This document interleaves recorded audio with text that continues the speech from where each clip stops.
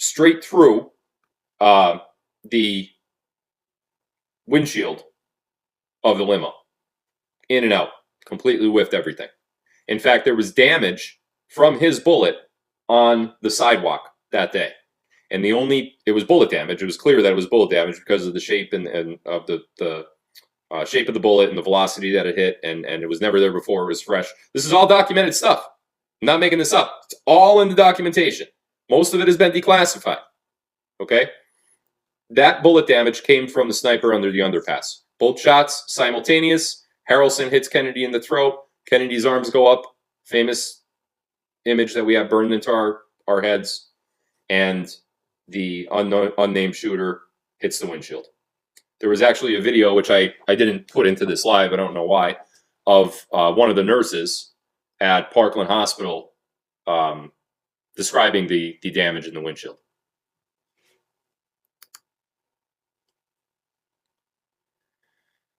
Get Harrelson's ugly face off this computer before I throw up. Okay. Let's move on. Now, the next image I'm going to show you completely disproves the single bullet theory. One frame. All you got to look at is one frame.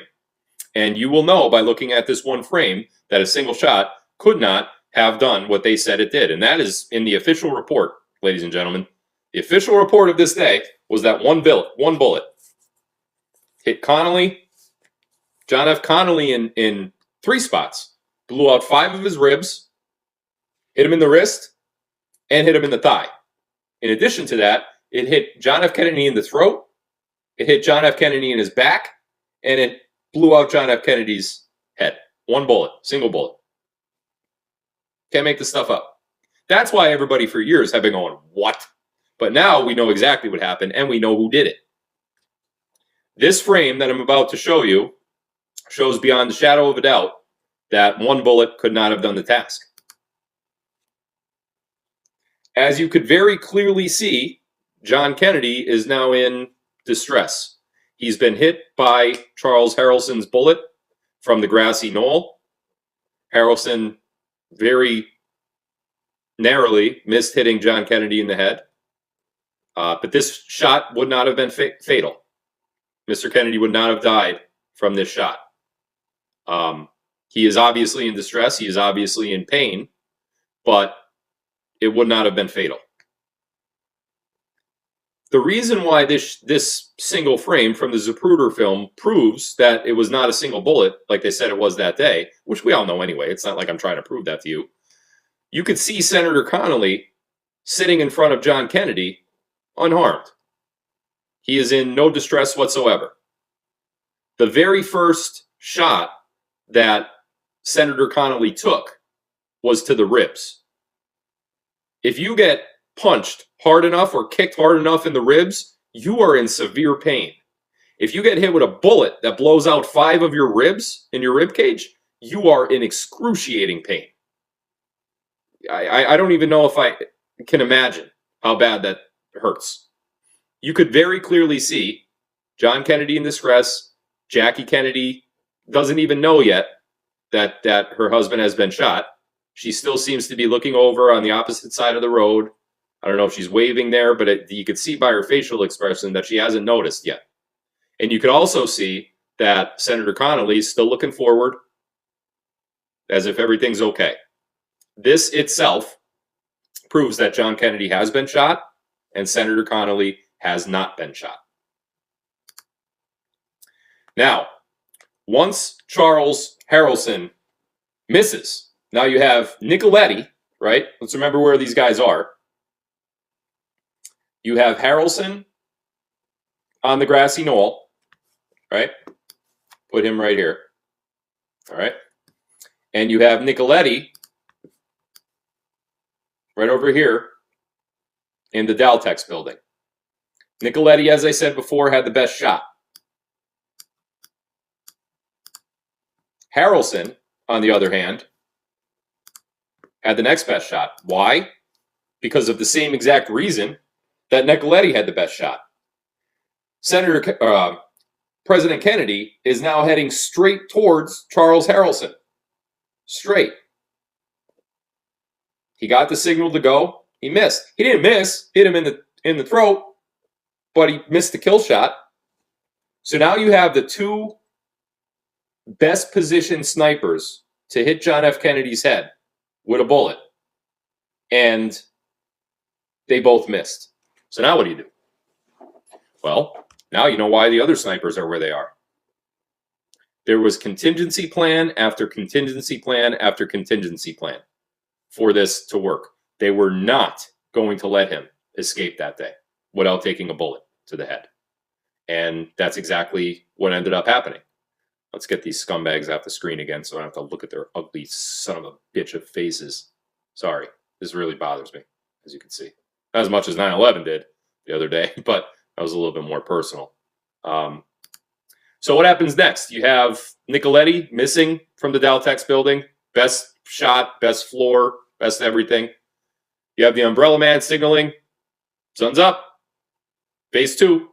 Let's go. Phase 1 was Nicoletti. Phase 2, Harrelson. You got the next best shot. He's coming at you. Get him. Misses. Gets him in the throat, but it's not what they need. So what happens next? Hit him with everything. Fusillade the limo. Hit it with everything you got.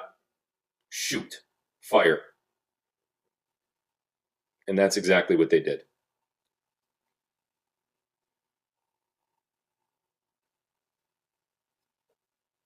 In fact, when that order was given, Roy Kellerman, Secret Service agent that was on the ground that day next to John Kennedy, I think he was in the limo behind, said this. This is Mr. Kellerman. Mr. Kellerman reported that he heard a jet sonic boom. And the reason Mr. Kellerman heard that jet sonic boom was because more than a half a dozen shots were fired simultaneously. I don't know if you guys have ever been around a high-powered rifle in action, or if you've ever been in an indoor firing range and you heard an AR fire with that echo that's in there if you're not wearing your ears, your protection on your ears. If you ever heard one AR fire and it echo like that, it's friggin' loud, man.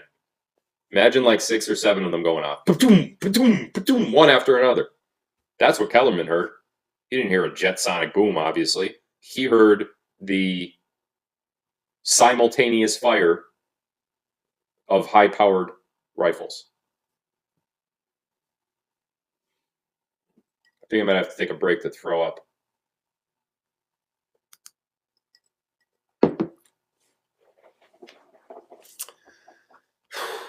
Fusillade the limo with all that you got. We got to get them. Shoot. So what happens to all these shots? Let's see. The first shot coming from Miles Sturgis. Let's remember who Miles Sturgis was.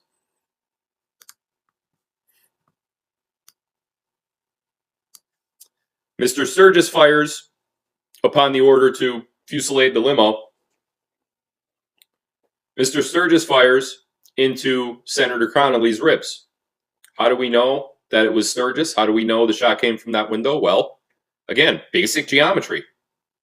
The angle of the shot, the way that the bullet came down, and keep in mind, let's put this graphic back up here 1 second too.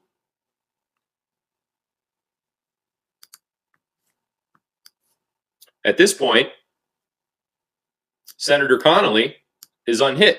You know that he's unhit because he hasn't reacted to getting a bullet in his ribs.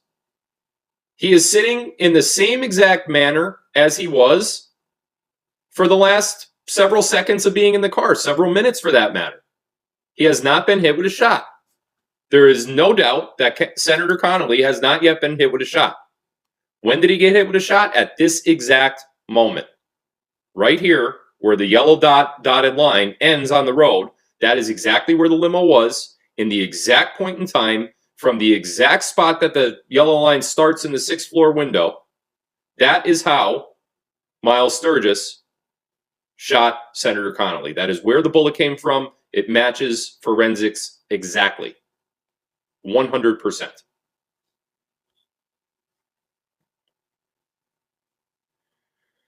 Sturgis hits Connally's ribs. Next shot.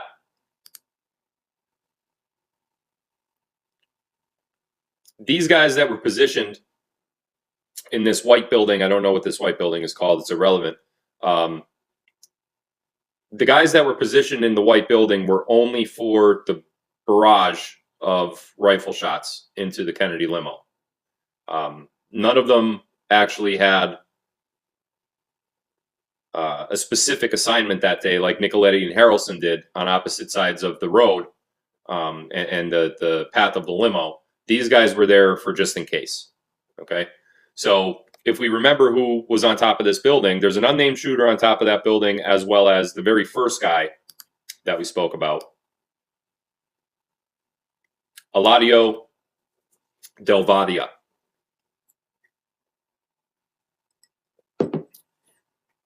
Eladio fires into the Kennedy limo. This shot, again, for the same reasons that I described before, this shot, because of the angle, because of where it hit Governor Connally, Senator Connally, rather, and because of the trajectory, as well as the exact spot in the top of that white building and the exact spot in the point in time of that limo, that is the only place that the shot could have possibly come from in order to hit Governor Connally in the wrist and cause the exact governor. I keep saying governor. I know he's not the governor. And cause the exact damage that Senator Connally had that day. This was the man in the building. This was part of the barrage of fire into the limo. That is the shot right there with that yellow line that takes out Senator Connally's wrist. Also missing John Kennedy, by the way.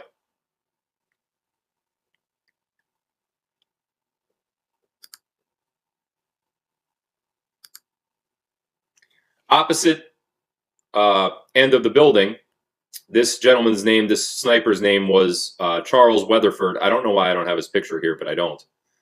Weatherford fires from the opposite end of the same building that Del Vadia is on and hits Connally in the thigh.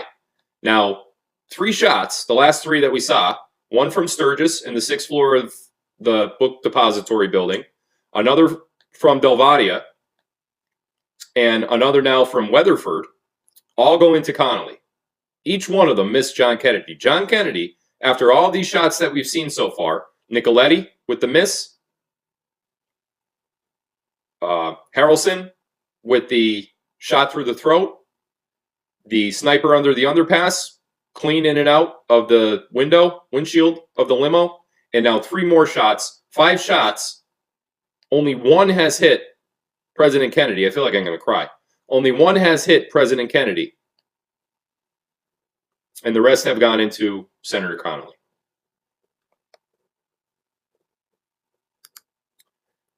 Let's remember now where Charles Nicoletti is positioned. This is the guy that was supposed to take out John Kennedy in one shot. No other shots needed. You could see the Daltex building. He's the only one in the Daltex building. Well, not the only one. There's 2 others with him, like I said before, a backup shooter and a radio man. But he's the only shooter in the Daltex building. That's all they needed because he has the perfect angle, right? He missed, hit the bumper, ricocheted into the underpass. But he shoots again.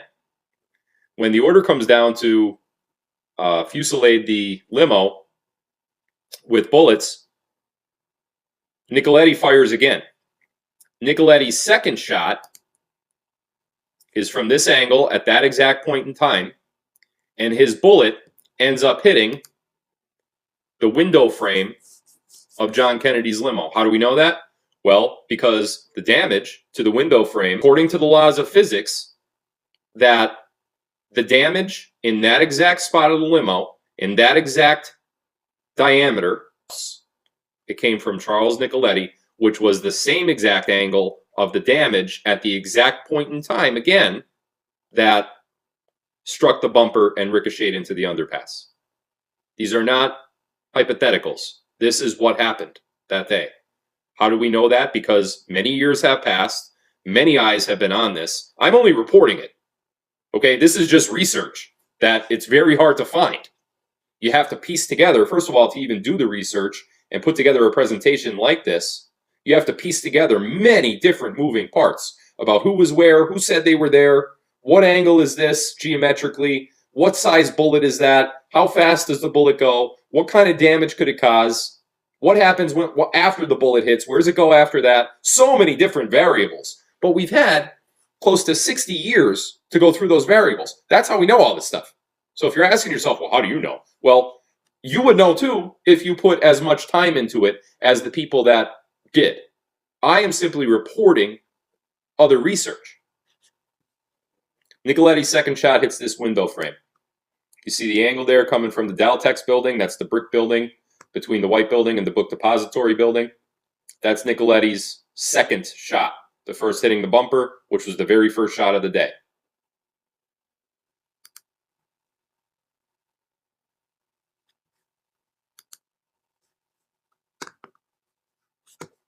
Trying to get Nicoletti off the screen because just give me a minute.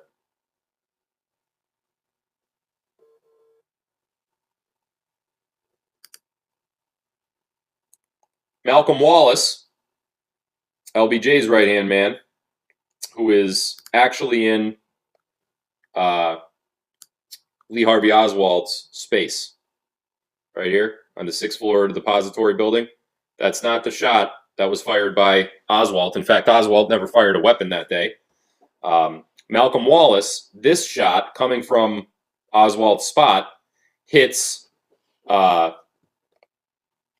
Senator Connally, hits John Kennedy in his upper back. John Kennedy had a bullet wound in his upper back. How do we know that? Well, because an autopsy was performed. How do we know that the bullet came from that exact location? Well, because where John Kennedy was hit matches the trajectory exactly of that 6th floor window. In fact, the entry wound could not be hidden. There was no way that you could look past it. He was bleeding from there. It was a large opening. It was a certain type of weapon. That is why they put that exact weapon there. Of course, they blamed Oswald for it, which is the whole Patsy thing. But it had to have come. That shot had to have come, just like all these other shots we're talking about, had to have come from that exact window. There's no other way that it could have caused the damage to President Kennedy unless it came from there.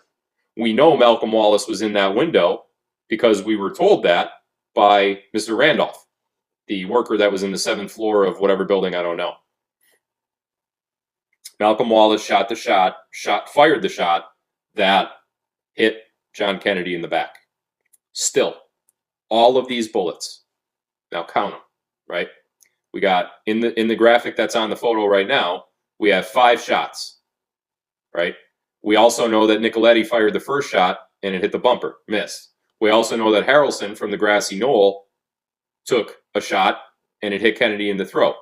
We also know that there was another sniper that fired clear through the windshield from the underpass.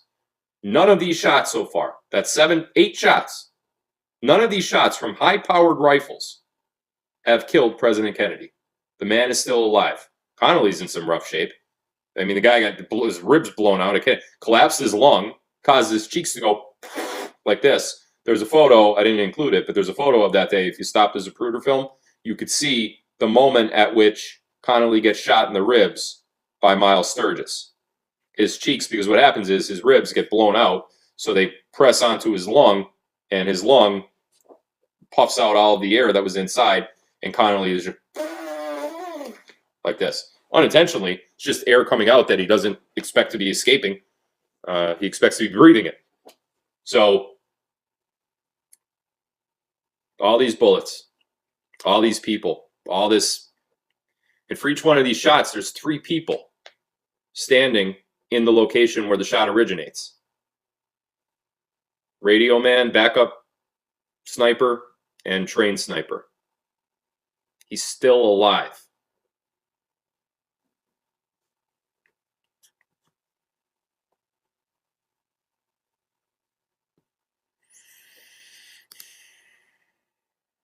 move on.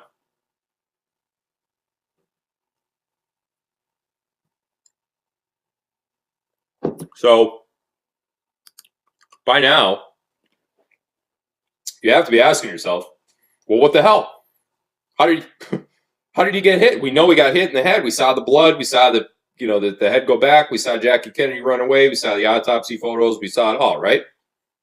So what happened? All these guys are missing. I mean, he's now driving away from the bullets.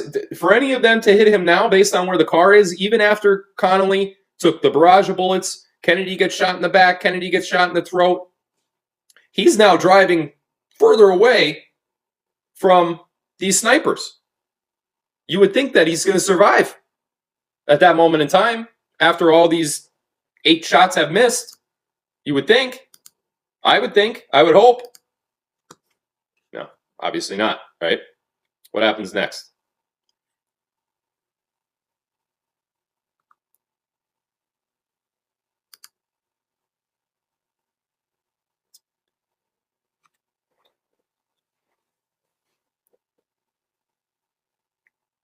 Driver that day, can't remember his first name now, but his last name was Greer. He was the driver of the limo. We know from our previous JFK Live that the limo stopped. We know that. The Zapruder film was edited. No doubt about it. We know it. This was right after John Kennedy. He's already been shot in the throat. That was when he was like this. But you could see him now hunched over into Jackie's lap, and Jackie realizes something's wrong. You could also see Senator Connolly in distress. Connolly just took those barrage of bullets. Mr. Greer, the limo driver, looks back once.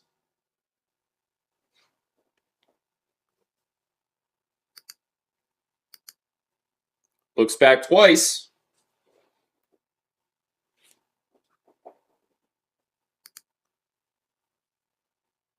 His orders was to slow down with the rest of the guys. This is Greer, the driver of the presidential limousine. Yeah, presidential limousine. Slow down almost to stop.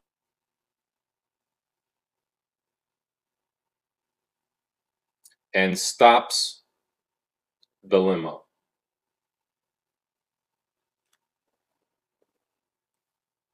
So for everything that happened that day, for as well planned out as these scumbags had it, from the sniper, the backup sniper, the radio man, George Bush, LBJ, Malcolm Wallace, Charles Nicoletti, all these guys, for as the police force, some of them were in on it, they had escape routes.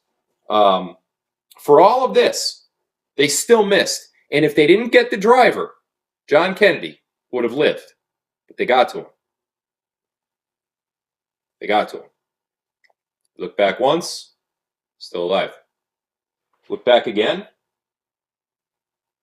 he's still alive. And he hits the damn brakes. William Greer, you're right. Thank you, White Rose. Now, let's talk about who the actual shooter was. We know a couple things about that day. We know what John Kennedy's injuries were. We know the entry wounds, the exit wounds. We know the same thing about Senator Connolly. If Mr. Harrelson, the guy on the grassy knoll, were the shooter, this would have been his angle. This was where he was when the shot was fired. If that position right there, this is the same guy from that spot in the red circle, shot John Kennedy in the throat. Now, when the throat shot happened, the limo was much further back than what you see in the current black and white graphic right there. Okay, so Kennedy was up the road further, and Harrelson had a more straight-on shot with Kennedy coming towards him. That was supposed to be the second can't-miss headshot, right? Single bullet, grassy knoll. Let's not talk about how somebody with a rifle could get right there. I mean, look, 20 feet to the rifleman's right-hand side, there's 3 damn people standing there. So how do you get a rifle? It's because the whole day was set up, and we know that now. Back then, we were sheep. right? No one looks into this back then, right? So this is now. So yes, Charles Harrelson was spotted right there, and this is where for years everybody said no, it was the gunman on the grassy knoll.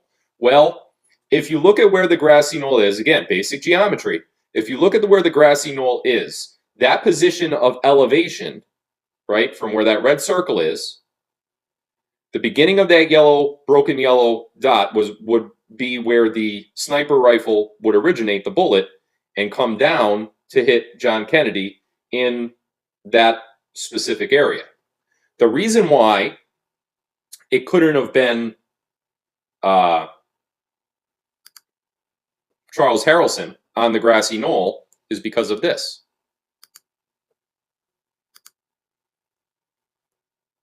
This is what Harrelson's angle would have been from that position on the grassy knoll if he were the shooter that fired the fatal shot. This was the very moment that he got hit in the head. And then watch this video.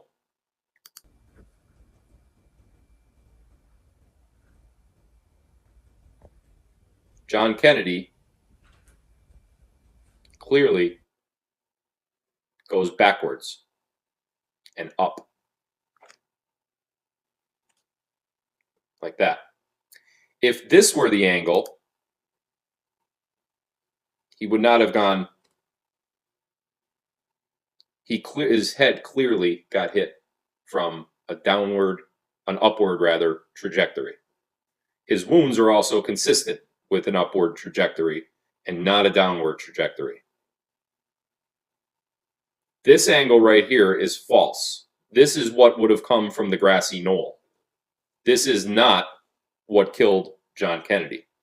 Charles Harrelson, for many years, although he was a shooter that day and he fired at the president and he hit the president with bullets, I'm not saying he's a good guy by any means, but he has been accused by many of being the shooter, of being the assassin that did the deed, and he is not. The assassin that did the deed was this one. Let's watch that video one more time. I know it's tough.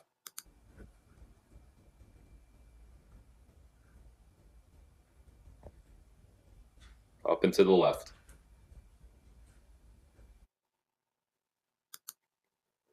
I don't know if it's just me or if it's like hard for all you guys. I don't know if I still have a 9/11 hangover from the other night or if that's really, really difficult to watch. So one thing that a lot of people did that day was, because Harrelson had just been firing from the grassy knoll, everybody gravitated towards the grassy knoll. If you go back and watch the films, everybody runs up that hill. Everybody.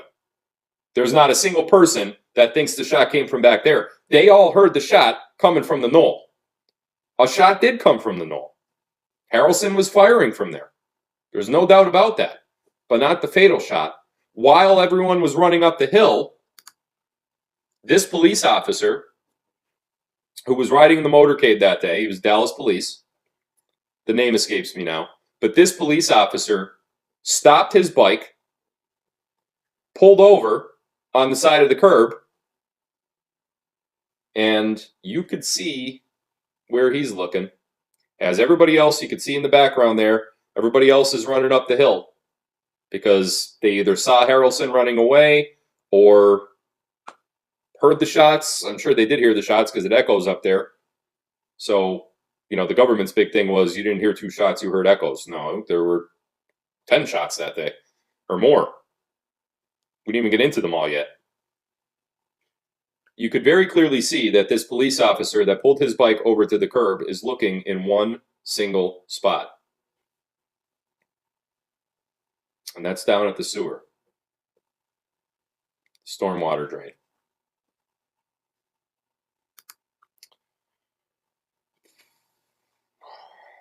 So, if you were in that stormwater drain and you had a view of the presidential motorcade, what would it look like?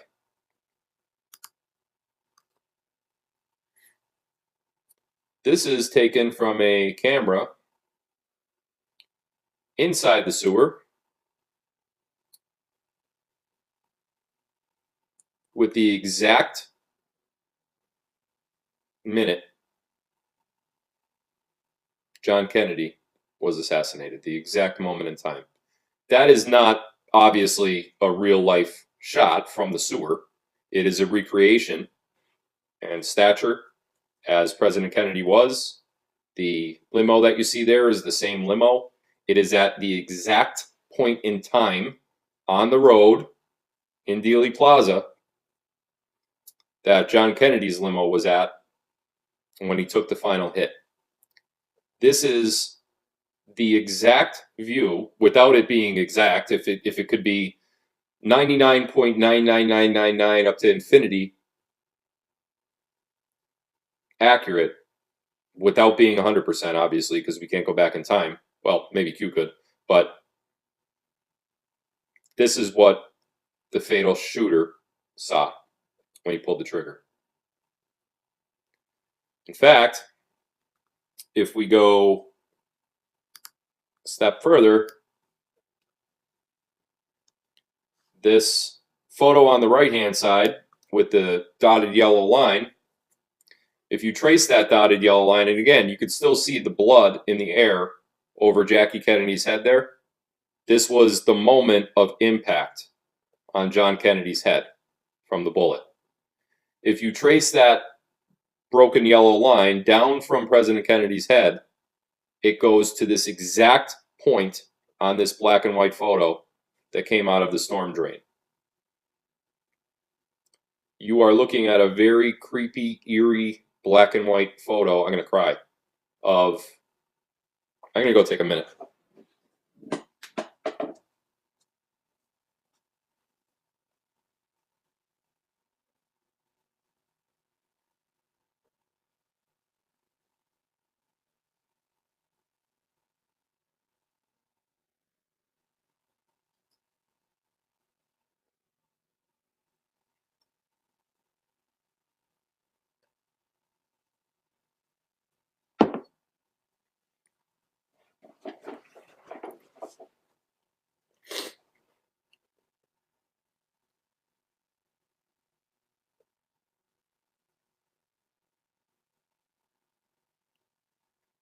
It's just something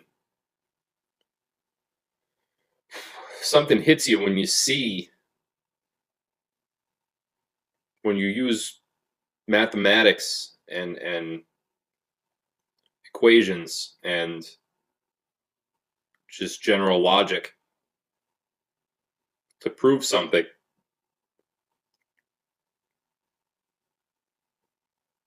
Just hits you, you know? It hits me maybe more than most. But just looking at this view of the sewer, you know, that is exactly what this man was looking at when he killed our president.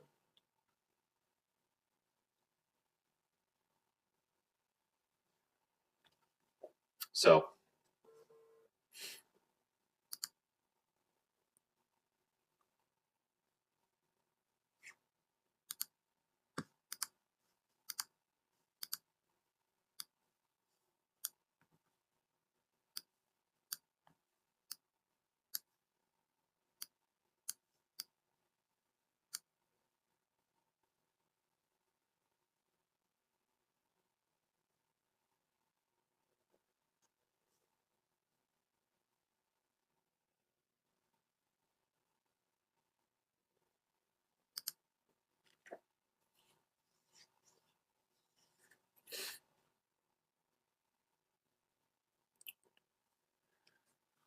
how did he get in there?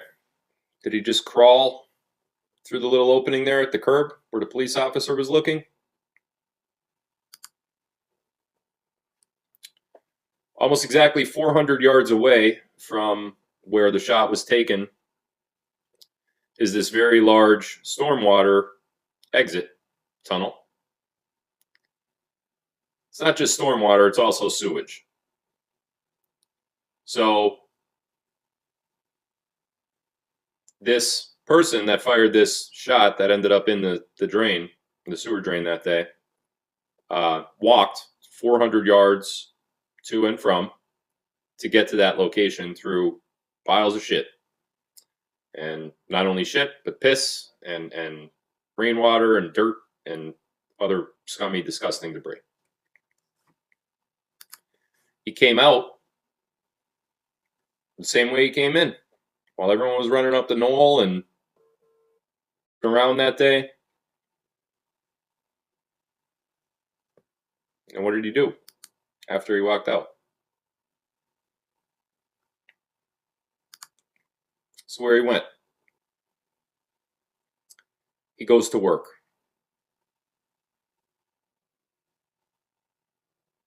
Can you imagine that? Could you imagine killing anyone and then just going to work? 15 minutes later, after John Kennedy was shot, he showed up at this Lincoln Mercury dealer in Dallas. Walked or ran out of the tunnel from the sewer, exited in the photo that I showed you, and goes to work. How do we know this? Well, that day when he showed up to his job, his co-workers noticed that he was disgusting. He had mud and shit and all sorts of debris all over his shoes, all over his pants. He was throw up right now. I wanted to throw up for the last hour now, but I want to throw up just thinking about what you would actually smell like after going. He had a flashlight, who knows, but he goes to work that way. Rinses himself off, goes to work. Everybody notices that he's disgustingly dirty. Everybody sees it. He's trying to wash it off in the bathroom, and while he is, he's puking all over himself. This is facts. I'm not making this up. This is actually what happened that day, okay? This guy shoots the president of the United States. He's involved in a huge plot to kill President Kennedy. Goes through 400 yards worth of sewage, goes to work, gets to work, tries to clean up, vomits all over the bathroom. His co-workers call the police. Because in the meantime, they find out that President Kennedy's been shot just a little ways away. So now this guy's acting suspicious at work. No one really knows who he is. He was just hired there not too long ago. Of course he was. It's the perfect place to work. It's only a few minutes away from the exit to the sewer. So he walks there, goes in, pukes all over himself. Co-workers call the police. Police report is documented that one of their co-workers is covered. It not only got buried, it got classified. They classified the police report for this guy. Why would you classify a police report in relation to the John Kennedy assassination with all the classified documents? Why would a guy who works at a Lincoln Mercury dealership, who has shit all over him, who's puking in a bathroom, be classified in relation to this? So who was he? Who was the shooter? We know who he was. He was a kid. He was a kid. He was younger than me. In his 20s.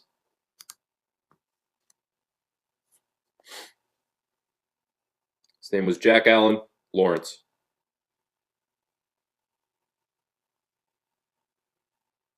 This is the man that killed John F. Kennedy.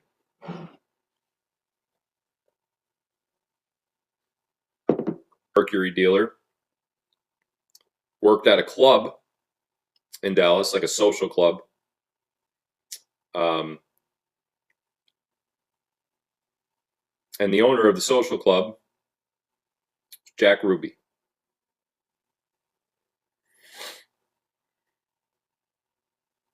We all know who Jack Ruby is.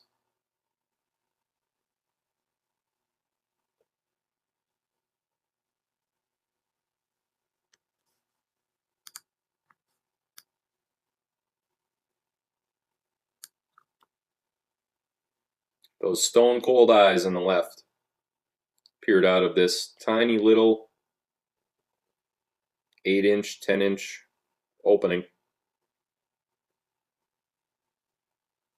into the eyes of one of the Greatest presidents to ever live.